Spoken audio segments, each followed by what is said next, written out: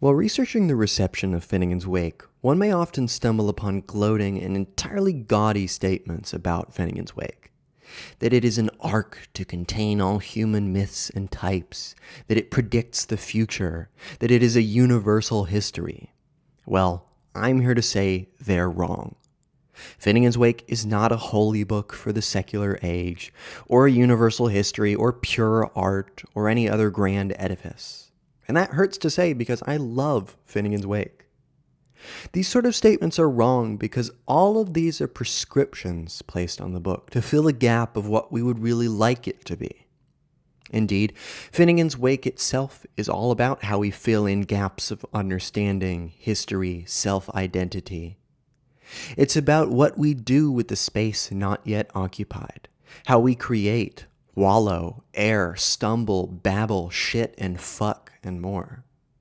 Thus, Finnegans Wake is at best a self-probing tool. It is being ontological, to use Heidegger's words, as Dasein is. Its being is to be in an ontological way because at its heart it is oriented towards the Sein, towards being, in the mode of questioning, probing, and perturbing. Constant appraisal of being is the very condition for the being which lives, and Finnegans Wake indeed lives, interrogating itself and asking active, responsive, inarticulate questions about itself, its purpose, its abilities, its authenticity, its fidelity, its scope. These kinds of things can only be done by entities considered properly living. Finnegans Wake responds to its reader in an active way, and that is why it cannot be any of these dead abstractions I began with, because the living are concrete, messy, and often modest.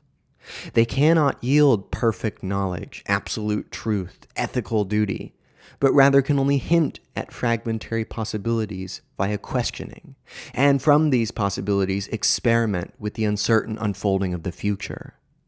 This openness is, for Heidegger, what being itself is, the very condition of an authentic life, since one is not bent on lying to oneself with abstract talk of freedom with a capital F, or the subject, or being in itself. One is only left with scraps, cinders, as Derrida put it, the remnants of a bygone event whose nature is unclear, catastrophe or saving grace.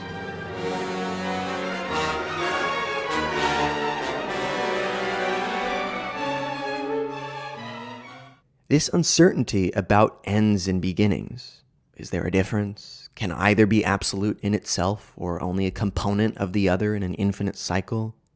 Is the central ambiguity of Finnegans Wake, which, surprisingly enough, actually provides Finnegans Wake with its broadest structural shape, that of concentric circles. Each chapter of Finnegans Wake is part of a cycle, with the book as a whole being itself one large cycle, beginning in the middle of a sentence and ending in the middle of that same sentence, albeit from opposite ends. As such, cyclical interplay of both content and form is the underlying nomos of Finnegans Wake. Drawing from the oft-cited circular conception of history theorized by Italian philosopher Giambattista Vico, Joyce structures Finnegans Wake in 4 chapters, corresponding to the 4 stages of history for Vico: the divine, the heroic, the civil, and finally the liminal, brief, and chaotic recurso, which signals the return of the cycle to the divine, to the beginning, and to a new beginning. Looking at the layout of Finnegans Wake's 4 chapters, one will immediately notice 3 large main parts followed by a short 4th chapter. Mirroring Vico, Joyce sets up the form of Finnegans Wake on its broadest level in such a way that it feeds back into itself like the water cycle. Coming from the philosophy of Friedrich Nietzsche, as well as many of the post-Enlightenment naturalists common in Europe, every action commands a reaction such that no action is isolated or universally significant. Every moment is particular, materially immanent, and felt through its effects. Therefore, in a properly Nietzschean way, every act of creation is therefore a component part of a process of destruction.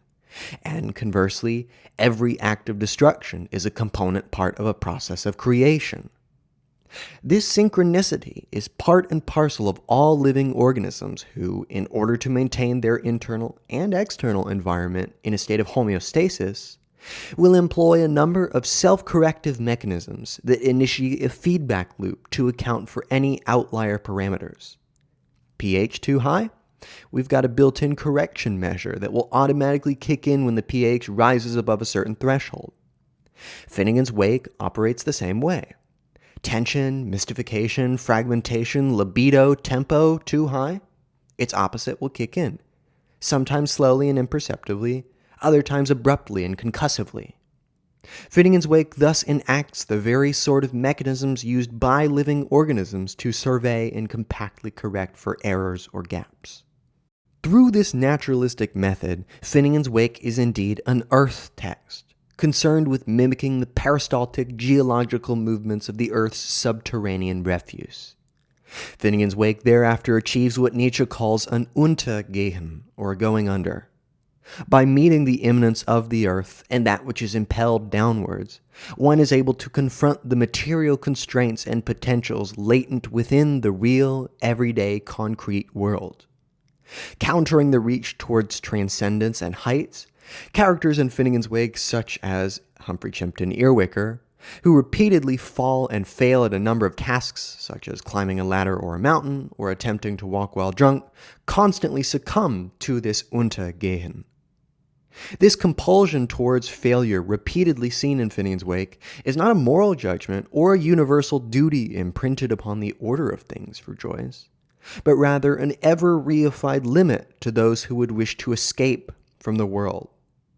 The earth, the ground, and all the refuse of our bodies and minds we wish we could forget aren't going anywhere.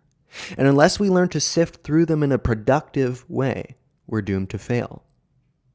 And Finnegans Wake takes this productive task rather seriously, showing a prurient and ever-lurking interest not only in sexual acts in general, but specifically with the anus.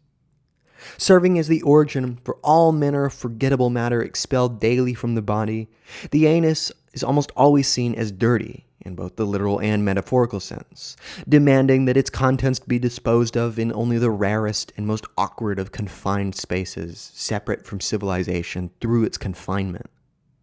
The controversial of Finnegans Wake, therefore, comes not only from its baffling form and wordplay, but from its rather obsessively lewd and grotesque subject matter. Now, although no Henry Miller or William Burroughs, Finnegans Wake could only have been the creation of one uniquely plagued by certain unorthodox thoughts, who needed a suitable outlet to expel these thoughts, even if in a sublimated and aestheticized way. But wait, what if these thoughts aren't unorthodox at all? What if that is precisely Joyce's point? We all defecate daily, do we not? So what's the big fuss of seeing it thematized in a book about human thought, desires, hopes, and capabilities? It's featured too often? Come back to me when you're a mere instant away from letting loose a languid lump and tell me thoughts of refuse don't haunt one's mind, oftentimes with uncomfortably intrusive and alarming frequency. Those who object to Finnegans Wake on the grounds of subject matter should maybe try sticking their heads up their asses to discover that there is, in fact, stuff there. And boy, oh boy, it's got your name written all over it.